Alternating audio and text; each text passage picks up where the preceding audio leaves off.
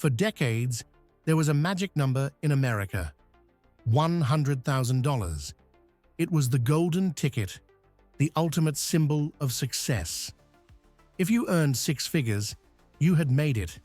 It meant a nice house in the suburbs, 2 cars in the driveway, a fully funded retirement account, and a vacation to Hawaii once a year. It was the American dream, quantified. But today, that dream is dead.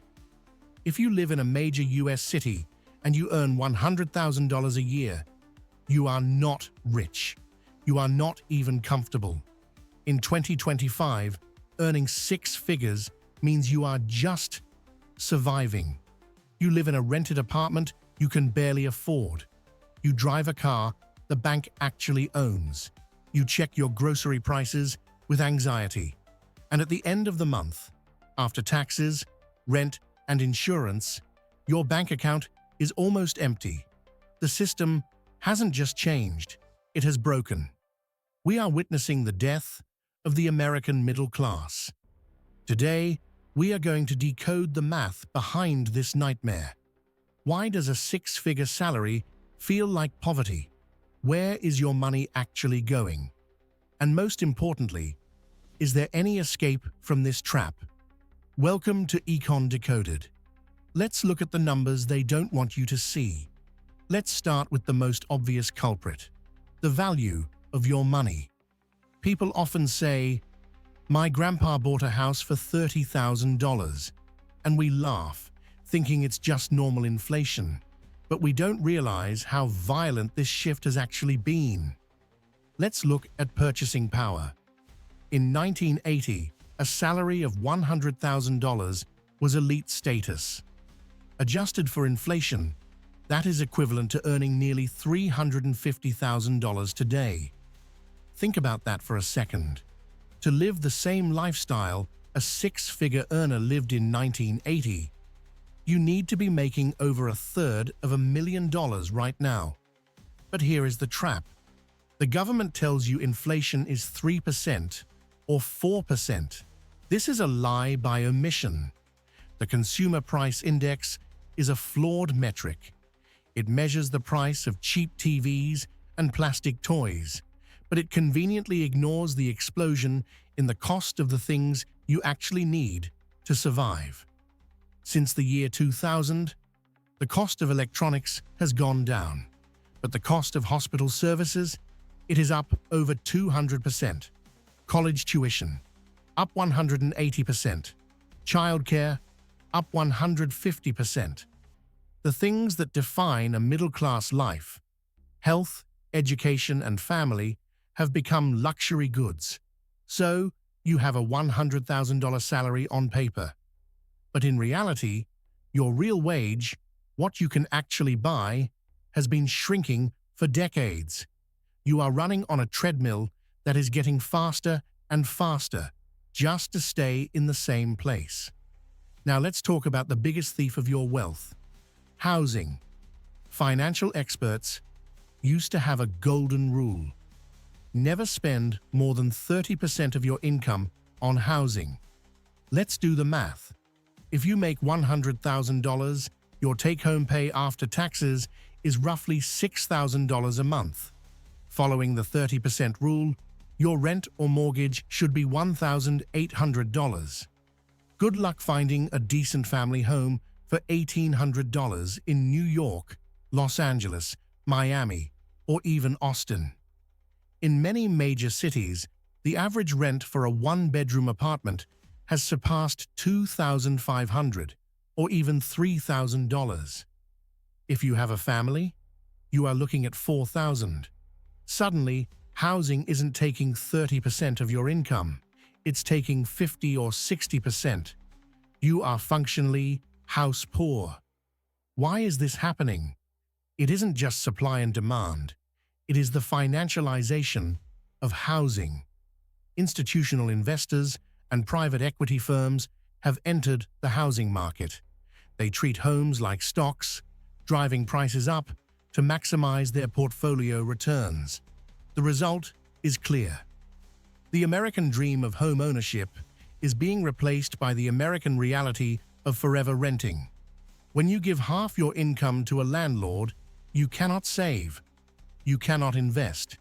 You cannot build generational wealth. You are simply paying off someone else's mortgage. Economists actually have a name for this demographic. They call them Henrys. Henry. High earner, not rich yet. The tragic irony of making $100,000 is that you exist in a financial dead zone. You earn too much to qualify for any government assistance, subsidies, or tax breaks, but you earn too little to escape the crushing weight of the system. Let's break down your paycheck. Federal tax, state tax, Social Security, Medicare. In states like California or New York, a $100K salary instantly becomes $65K before you even pay a single bill. And then comes the shadow tax, student loans. To get that high-paying job, you likely needed a college degree, maybe a master's. The average student loan debt is crippling an entire generation. You are paying $500, $800, maybe $1,000 a month for a degree that was supposed to make you free. So let's do the math again. You start with $6,000 of monthly take-home pay, minus $3,000 for rent, minus $800 for student loans, minus $600 for car payments, minus $500 for groceries, which have doubled in price, minus $400 for utilities, internet, and phone. You have $700 left for the entire month. One emergency, one medical bill, one car repair, and you are in the red. This isn't wealth. This is living on the edge of a cliff. But it's not just the economy, it is also the psychology. We live in the era of lifestyle creep and performative wealth. Social media has convinced us that a middle-class life looks like a luxury life. We feel the pressure to drive a Tesla, to wear branded clothes, to eat at expensive restaurants. Because we feel poor, we spend money to look rich. It is a defense mechanism. And how do we fund this illusion? Credit cards. Consumer debt in America has hit record highs. Credit card delinquencies are spiking.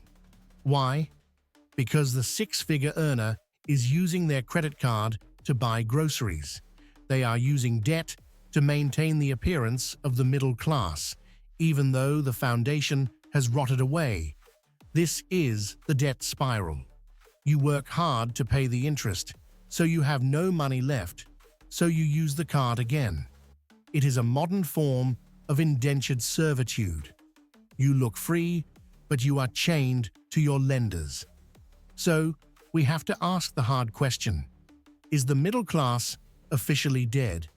If we define it by the old standards, the answer is yes. The 1980s version of the American dream is gone, and it is not coming back. The $100,000 salary is no longer a finish line. It is the starting line.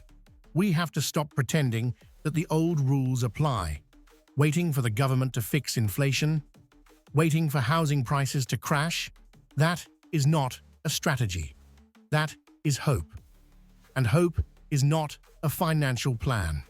To survive in this new economy, you need to change your mindset from earner to owner. You cannot just work for money. Your money must work for you. This means aggressive investing, understanding tax codes, and perhaps most importantly, rejecting the illusion of looking rich. The system is designed to keep you on the treadmill. The only way to win is to realize the game is rigged and start playing by your own rules.